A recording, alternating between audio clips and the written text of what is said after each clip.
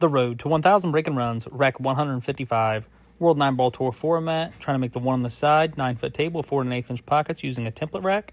Big stroke break here. The 1 does go on the side. The cue ball goes off the left-hand long rail back through the stack.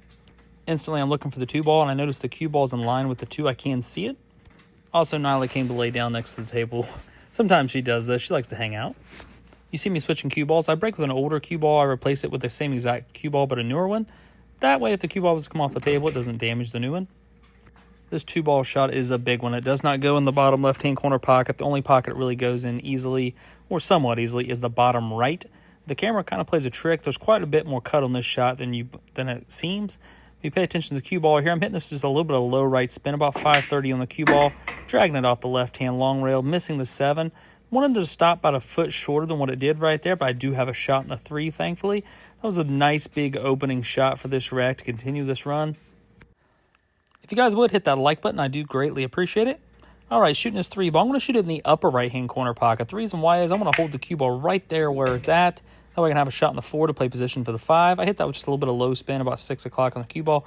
Bounced off the rail just a little bit so I can cue the cue ball nicely. Shooting this 4 ball in the upper left-hand corner pocket. Use a little bit of high right spin around 2 o'clock. Hitting that upper rail. I want to stop the cue ball about right there.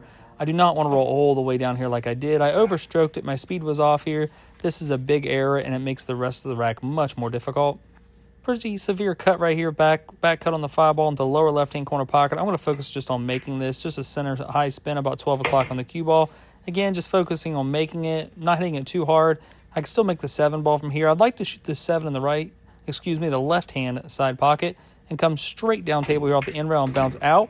Unfortunately, I hit it with a little bit, not enough draw. I was a little bit toward the center of the cue ball more than I needed to be. If I had a little bit more draw, I'd have been closer to the 8 ball and not having to use this rail to cue here.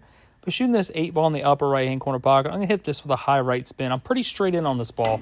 So a high right spin about 132 o'clock, sending the cue ball 1, 2 rails, back out toward the middle of the table to have a nice shot on the 9 in the upper left-hand corner pocket. I like the cue ball out in the middle of the table here so I can cue it nicely. I don't have to worry about the rail or anything like that. And I can really release my stroke and be confident on this 9 ball. Pocketing this 9 ball concludes this rack on the road to 1,000 breaking runs.